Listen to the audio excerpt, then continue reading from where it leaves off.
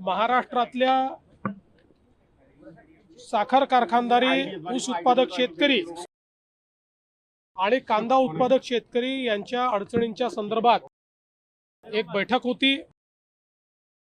केंद्रीय कृषी मंत्री शिवराज सिंग चौहान साहेब आणि केंद्रीय आपूर्ति मंत्री प्रल्हाद जोशी साहेब हे देखील उपस्थित होते। साखरेच्या प्रश्नावर अतिशय सकारात्मक चर्चा झाली आणि विशेषतः जे मुद्दे आम्ही उपस्थित केले, MSP वाढवण्याच्या संदर्भात, इथेनॉलचा कोटा वाढवण्याच्या संदर्भात, ड्युअल प्राइस सिस्टीम तयार करण्याच्या संदर्भात, लोन रिस्ट्रक्चरिंग करण्याच्या संदर्भात आणि इंटरेस्ट सबवेन्शनचे पैसे देण्याच्या संदर्भात, या प्रत्येक गोष्टीत अतिशय सकारात्मक अशा प्रकारचा निर्णय माननीय सहकारिता मंत्र्यांनी अमितभाई शहांनी दिला आणि विशेषतः MSP वाढवणं गरजेचं आहे हे त्यांनी मान्य केलं।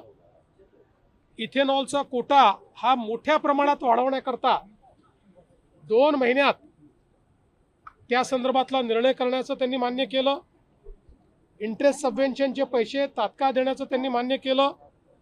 लोन रिस्ट्रक्चरिंगच्या संदर्भात राज्य सरकारच्या सोबत काम करून हे देखील करण्याचं त्यांनी मान्य केलं।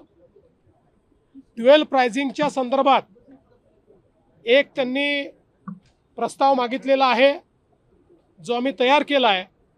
तो प्रस्ताव आम्ही त्यांना सादर करणार आहोत।